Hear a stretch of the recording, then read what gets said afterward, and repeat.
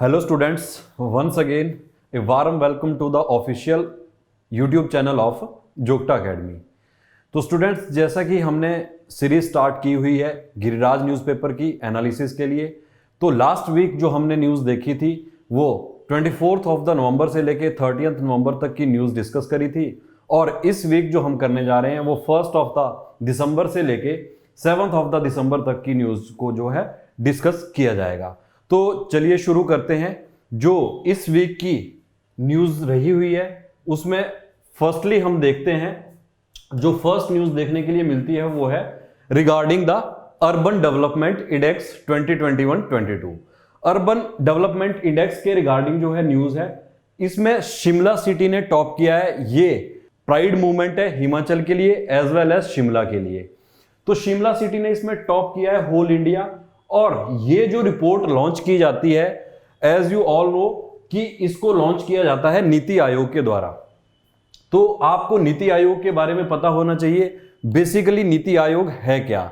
NITI Aayog is a national institution for transforming India. जो नीति आयोग है ये बेसिकली एक थिंक टैंक है, नॉन कॉन्स्टिट्यूशनल और नॉन स्टैट्यूटरी बॉडी है। मतलब कि ना ही ये कॉन्स्टिट्यूशन के द्वारा बनाई गई है और ना ही किसी एक्ट ऑफ पार्लियामेंट के द्वारा इसको बनाया गया है।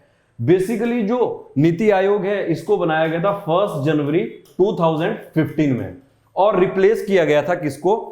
प्लानिंग कमीशन ऑफ इंडिया को। जो इसके पीछे बनाने का बेसिक पर्पस था, नीति आयोग एक्चुअल में जो मॉनिटर करता है, ठीक है, वो गवर्नमेंट स्कीम्स जो इंप्लीमेंटेशन को देखता है, और साथ के साथ ही on the behalf of government उनके लिए जो जितनी भी स्कीम्स इंप्लीमेंट करी गई है उनकी इंप्लीमेंटेशन एज वेल एज उनका जो जितना भी वर्क प्रोसेस रहा है उसको जो है चेक करता है नीति आयोग।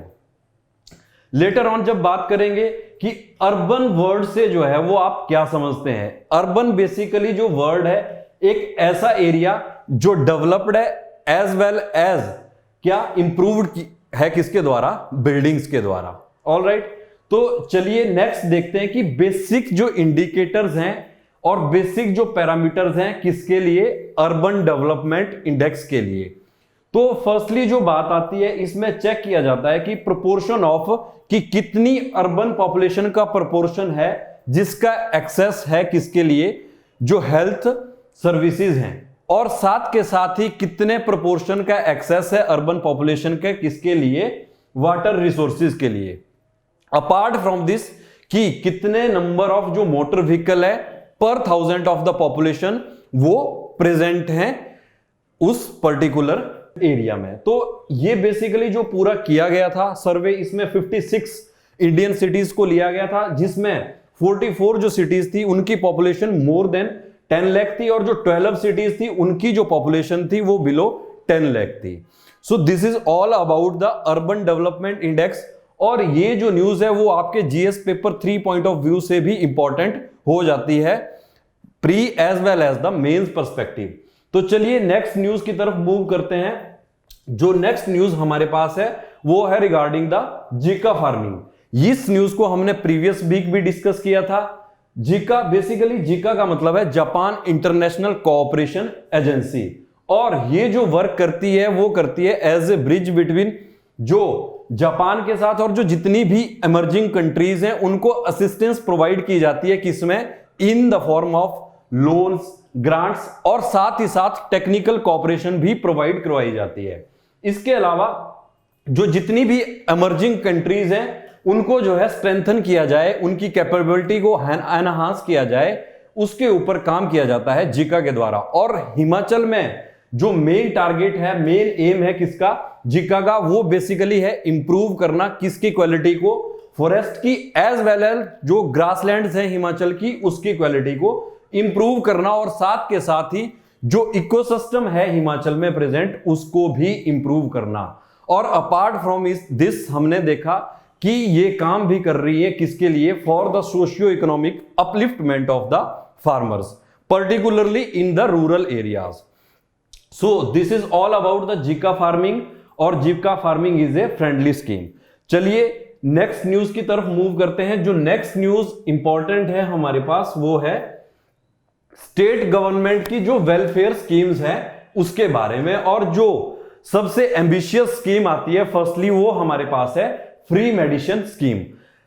इस स्कीम के अंडर 16 लाख पेशेंट को जो है वो मेडिसिन डिस्ट्रीब्यूट की जा चुकी है। किसके द्वारा? हिमाचल गवर्नमेंट के द्वारा। और ऐसा नहीं है, स्टेट गवर्नमेंट का ये एक यूनिक इनिशिएटिव है जिसके लिए कि ट्रीटमेंट के ऊपर स्पेंड किया गया है अब तक 216 करोड़ रुपीस जो है वो किए जा चुके हैं। किसके ऊपर?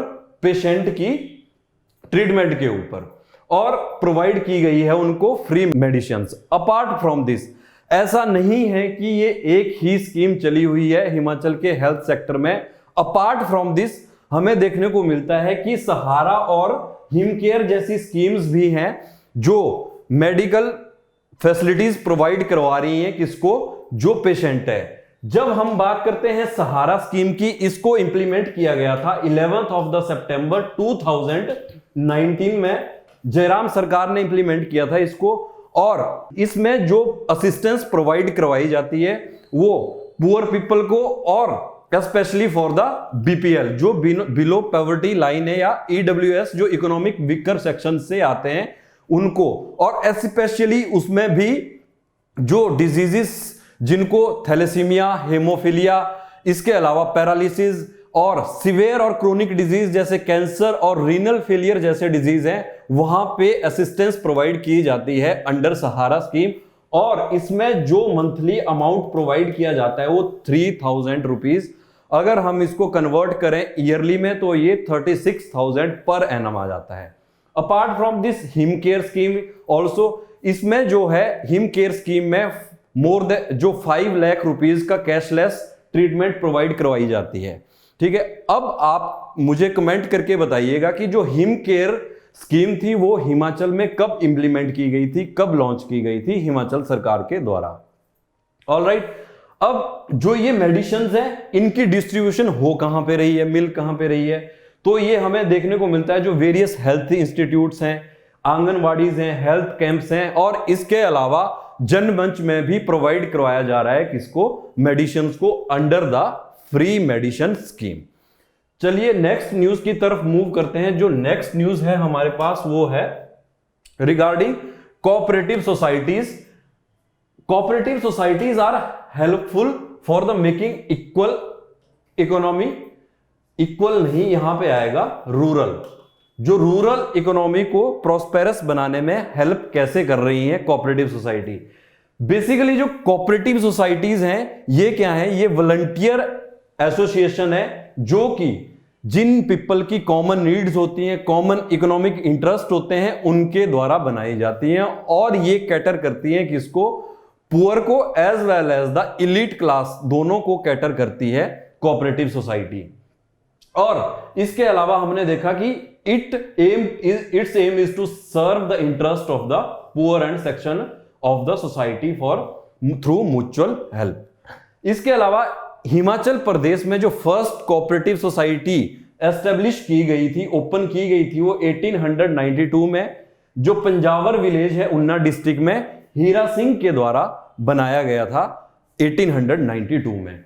और इसके बाद जो फर्स्ट कोऑपरेटिव सोसाइटी एक्ट आता है वो 1904 में आता है। इससे पहले हम 12 साल पहले देखने को मिलता है कि हिमाचल में 1892 में ही 4000 एकड़ लैंड जो है वो किसकी मैनेजमेंट के अंडर आ जाती है? कोऑपरेटिव सोसाइटी के अंडर आ जाती है। सो this is all about the cooperative society और वो कैसे हेल्प कर रही हैं किसके लिए? For making the rural economy prosperous in Himachal Pradesh. Move करते हैं नेक्स्ट न्यूज की तरफ। जो नेक्स्ट न्यूज है हमारे पास वो है रिगार्डिंग जो नेशनल बैम्बू मिशन है उसके अंडर। बेसिकली जो नेशनल बैम्बू मिशन था ये सेंट्रलाइज स्पॉन्सर्ड स्कीम है और इसको लॉन्च किया गया था 2006-07 में। और ये आता है जो हमारी एग्रीकल्चर मिनिस्ट्री है उसके अंडर आता है नेशनल बैम्बू मिशन। तो जो न्यूज है वो है regarding bamboo products in the state will get a big platform. हुआ क्या कि एचपी जो गवर्नमेंट है उनके द्वारा फर्स्ट बैम्बू विलेज जो है वो एस्टेब्लिश किया गया। कहां पे? बौल विलेज में, उन्ना डिस्ट्रिक्ट के।